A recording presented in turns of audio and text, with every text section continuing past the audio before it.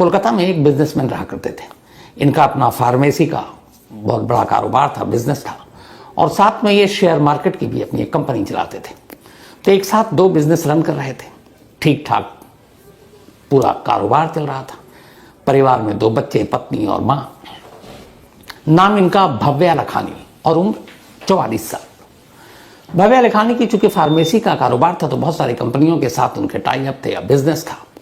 ऐसी बड़ी एक फार्मेसी कंपनी थी, उस कंपनी के एक बड़े अफसर के साथ भी उनका लेन देन था, और उस अफसर का नाम था अनिर्बन गुप्ता। अनिर्बन गुप्ता की उम्र थी करीब 38 साल। लेकिन कुछ महीने पहले हुआ यूं कि अनिर्बन गुप्ता जिस फार्मा कंपनी में काम कर रहा था वहां से उसे हटा दिया गया। अब उससे पहले वो कई बार बिजनेस की लेन देन कर चुका था भव्या लखानी से। तो कंपनी से नौकरी से निकाले जाने के बावजूद उसने लखानी से यह सच छुपा लिया ताकि कोई असर ना हो। अब इस दौरान में गुप्ता ने यह भी किया कि चूंकि उस कंपनी में तो है नहीं, लेन देन चल रहा है, तो उसने उस कंपनी के एक बड़े अफसर के नाम पर एक फेक अकाउंट भी बैंक में खोल लिया, और जो भी पैसे लखानी देते उसी अकाउंट में डालकर और खुद ही पैसे वापस अपने पास ले लेता, क्योंकि अकाउंट उसी ने खुलवाया था। तो इस तरीके से करीब 50 लाख रुपए लखानी के गुप्ता के पास आ चुके थे। अब बीच में इस बिजनेस को कुछ और बढ़ाना था, बड़ी डील थी। तो भव्या लखानी ने अनिर्बन गुप्ता से कहा कि अब तुम अपनी कंपनी के बड़े अफसर से मेरी एक मीटिंग करो। गुप्ता ने कहा ठीक है, कराता हूं। और इसी के बाद 11 मार्च मंडे की दोपहर सुबह 9:15 बजे जैसी शेयर मार्केट खुलता है तो लखानी उसमें लग जाते। फिर दोपहर के बाद वो अपने फार्मा के बिजनेस पर रहते। तो मंडे की दोपहर के बाद अब वो अनिर्बन गुप्ता के घर पहुंचते हैं। अनिर्बन गुप्ता का घर कोलकाता में ही, उनके घर कल कोलकाता से करीब 25 किलोमीटर दूर। तो वहां जब उसके घर पहुंचते हैं तो घर पहुंचने के बाद उससे पहले होता ये है कि आमतौर पर लखानी जब कहीं सुबह किसी से मिलने के लिए जाते हैं, घर से बाहर निकलते हैं, तो घर वालों को बताते नहीं कि कहाँ किससे क्या मीटिंग है, क्योंकि बिजनेस मैंने बहुत लोगों से मिलना है। लेकिन उस दिन पता नहीं क्या हुआ, उन्होंने अपने घर वालों से कहा कि मैं अनिर्बन गुप्ता से मिलने जा रहा हूँ मीटिंग के सिलसिले में, और वो निकल गए। 11 मार्च मंडे दोपहर को। अब दोपहर के बाद शाम हो गई और वो पूरे एक तरह से पारिवारिक आदमी थे, वक्त पर घर पहुंच जाते। लेकिन शाम से रात हो गई और लखानी लौटे नहीं। अब घर वालों को फिक्र हुई, मोबाइल मिलाया तो मोबाइल बंद, इधर उधर दोस्तों को फोन किया, कोई खबर नहीं। अब उन्हें चिंता होने लगी, क्योंकि वो कुछ छोटे मोटे बिजनेसमैन तो थे नहीं। तो फिर घर वालों ने पुलिस स्टेशन में जाकर मिसिंग कंप्लेंट दर्ज कर दी। अब पुलिस को पता चला कि कोलकाता के एक बिजनेसमैन और वो गायब है, उनका कोई सुराग नहीं, मोबाइल बंद है। तो उन्होंने भी फौरन एक्शन लिया, इधर उधर ढूंढना शुरू किया।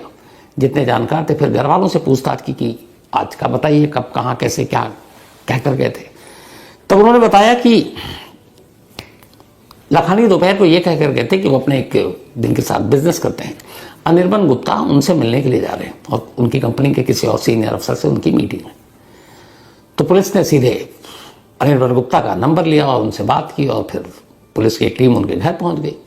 गुप्ता के पूछताछ हुई, उन्होंने कहा वो दोपहर को आए थे, और दोपहर को आने के बाद मीटिंग हुई, और मीटिंग के बाद वो करीब 1-1.5 घंटे के बाद यहाँ से निकल गए, और उसके बाद मेरी कोई मुलाकात नहीं हुई। तब पुलिस के हाथ खाली, क्योंकि बाकी आए और फिर चले गए। लेकिन अब पुलिस को ये होता है कि हर एक पे शक करना होता है। तो उसने गुप्ता के मोबाइल नंबर तो थे ही, गुप्ता के मोबाइल नंबर का नंबर जो है टटोलना शुरू किया। इधर पुलिस ने लखानी के मोबाइल को सर्विलांस पे लगा रखा था और चेक कर रहे थे इनका लास्ट लोकेशन क्या है। तो जब पुलिस ने लास्ट लोकेशन चेक किया तो पता चला कि जितने बजे गुप्ता के साथ इनकी मीटिंग हुई थी उनके घर पर, उसके करीब, जो गुप्ता ने बताया 1.5 घंटे बाद चले गए, वो सच कह रहा था। उसके बाद करीब 2 घंटे के बाद जो लखानी के मोबाइल का टावर जो लोकेशन दिखा रहा था वो कोलकाता के सोवा बाजार में दिखा रहा था, लास्ट लोकेशन। अब कोलकाता का सोवा बाजार गुप्ता जी के घर से लगभग 25-30 किलोमीटर दूर। तो गुप्ता ने भी सच कहा कि वो मिलकर चले गए, और आखिरी लोकेशन भी यही कि सोवा बाजार। इसका मतलब है कि वो सोवा बाजार में कुछ हुआ है। अब पुलिस की टीम ने अपने मुखबिरों, बाकी लोगों को भी लगाया, सोवा बाजार में पता करो, पर कोई कामयाबी नहीं मिल रही। इसी दौरान में पुलिस की एक टीम गुप्ता जी के मोबाइल पर भी लगी हुई है, उसको भी चेक कर रही है। तो सोवा बाजार से कोई कामयाबी तो मिली नहीं। मोबाइल को छानते छानते अलग अलग गुप्ता साहब के भी मोबाइल, साथ में लखानी के भी मोबाइल के कॉल डिटेल कि किन से ज़्यादा बात हो रही है, जितने नंबर थे उन सब नंबरों पे कॉल किया जा रहा, उसमें कोई भी सस्पेक्ट नहीं मिला जिसके ऊपर शक किया जा सके। गुप्ता के भी नंबर को देखा गया, जो जो उसने कहा जितने बजे कॉल आया फिर वो उतने बजे गए, वो भी सब सच मिल रहा था। ये सारी चीज़ें हो गई। अगला दिन आ गया मंडे के बाद ट्यूसडे। अब ट्यूसडे को पुलिस ने जो रात को मिसिंग कंप्लेंट थी अगले दिन उसको किडनैपिंग में दर्ज कर दिया, क्योंकि रात भर आए नहीं, अता पता है नहीं, तो पुलिस को भी लगा ये किडनैपिंग का मामला है। अब कोलकाता के पुलिस कमिश्नर भी इस केस में इन्वॉल्व हो गए, तो ये हुआ कि हाई प्रोफाइल मामला है, ढूंढो। अब पुलिस की टीम फिर से बैठी कि कहीं पे कुछ मिसिंग कड़ियां हैं, तो उन्होंने सारी चीज़ें मोबाइल के इस डिटेल कॉल के साथ टावर के लोकेशन सब देखना शुरू किया।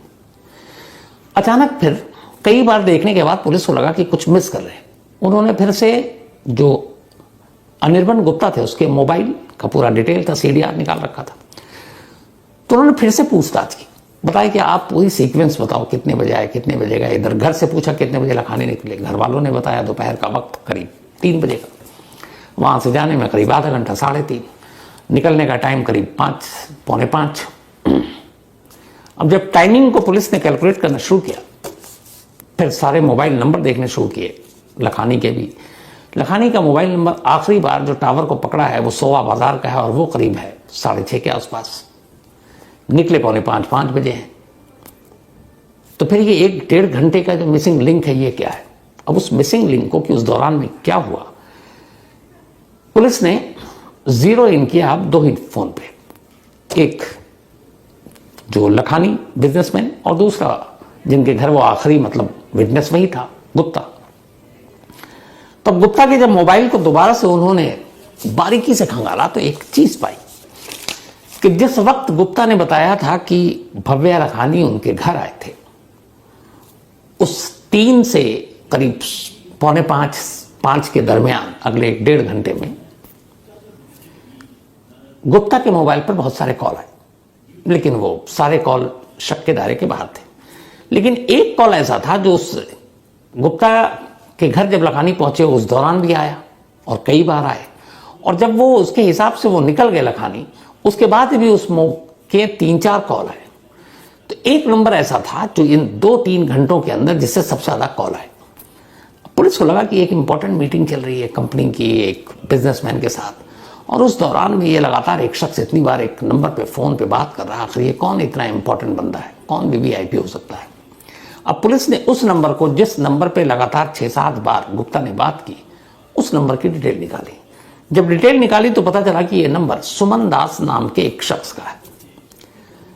अब सुमन दास का नंबर आ गया था। अब सुमन दास के सीडीआर को निकाला मोबाइल कंपनी के थ्रू कि भैया इसका लोकेशन देखो, तो पता चला कि इसका लोकेशन उस दौरान जब ये सारे फोन हो रहे थे तो उसी कोलकाता के सोवा बाजार में ये टावर में दिखा रहा था, जिस टावर के करीब लखानी का आखिरी लोकेशन दिखा रहा था।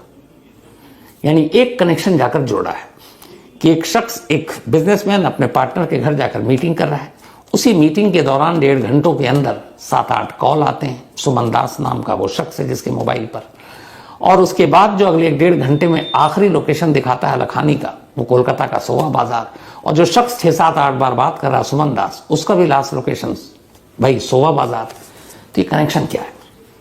अब पुलिस को डाउट हुआ, पुलिस ने सुमन दास को उठाया। उठाने के बाद उससे पूछताछ की। उसने कहा मैं सोवा बाजार में था और मैं जानता हूं गुप्ता को बहुत पहले से, हम दोस्त हैं।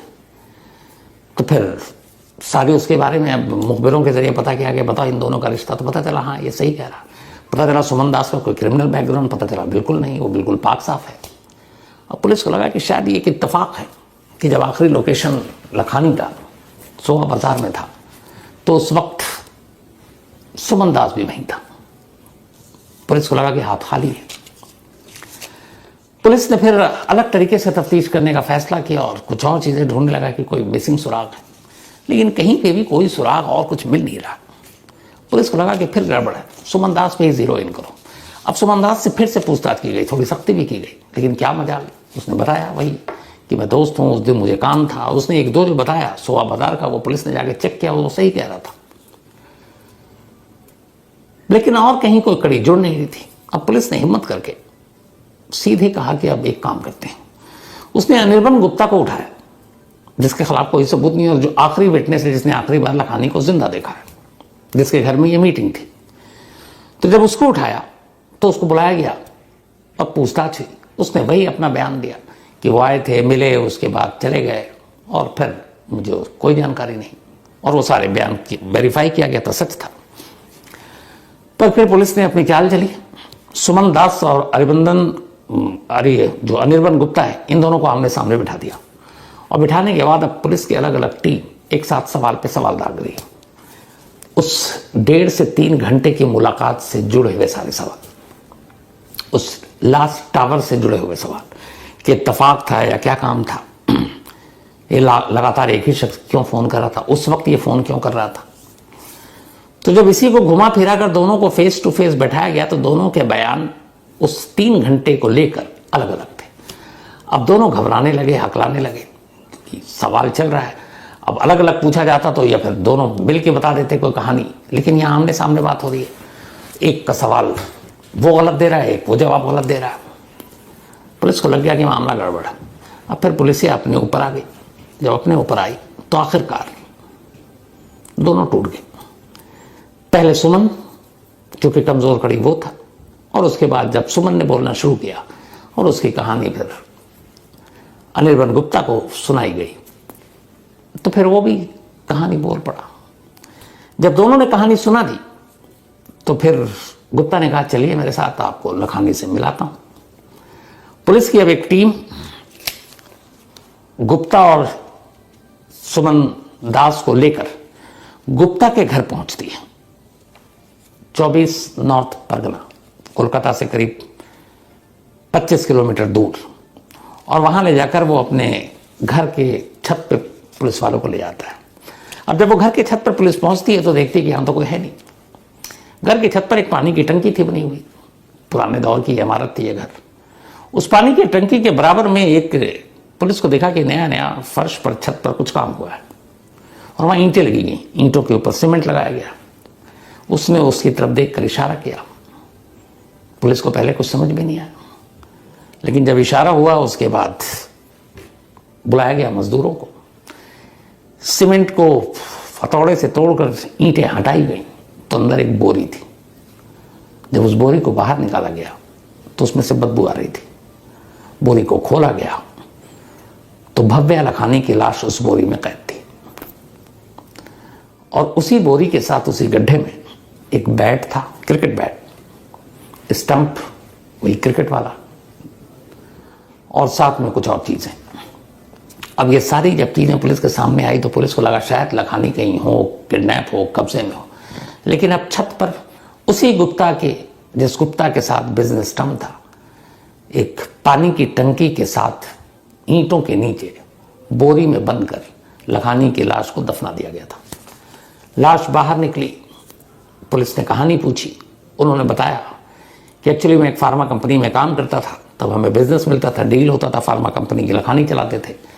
फिर कुछ अनबन हो गई, कुछ करप्शन किया, कंपनी ने निकाल दिया। लेकिन ये बात लखानी को पता नहीं, उसे लगा ये कंपनी से जुड़ा हुआ, उस कंपनी से भी काफ़ी बिजनेस लखानी को मिलता था। तो उसने उस नाम पर लखानी उसको पैसे देते गए, और ये पैसे वो खुद बैंक से निकालता रहा, एक फर्जी नाम से अकाउंट खोलकर कंपनी के एक सीनियर अफसर के। लेकिन करते करते ये पैसे 50 लाख की रकम हो गई, और जब लखानी इधर बीच में अब ये पड़ गए कि उस कंपनी के बड़े अफसर से मिलना है ताकि बिजनेस को और फैला, उसे लगा कि अगर कंपनी के बड़े अफसर या कंपनी तक लखानी पहुंच गए तो सारा भांडा फूट जाएगा कि इस कंपनी का तो वो मुलाजिम ही नहीं है, कब का बाहर हो चुका है, और फिर 50 लाख रुपए देने पड़ेंगे, हो सकता है जेल जानी पड़े। इसीलिए इन चीज़ों से बचने के लिए जब लखानी ने जोर दिया तो उसने कहा ठीक है, आप 11 मार्च मंडे को मेरे घर आ जाइए, कंपनी के अफसर को यहीं बुला लेते हैं। लखानी पहुंच गए।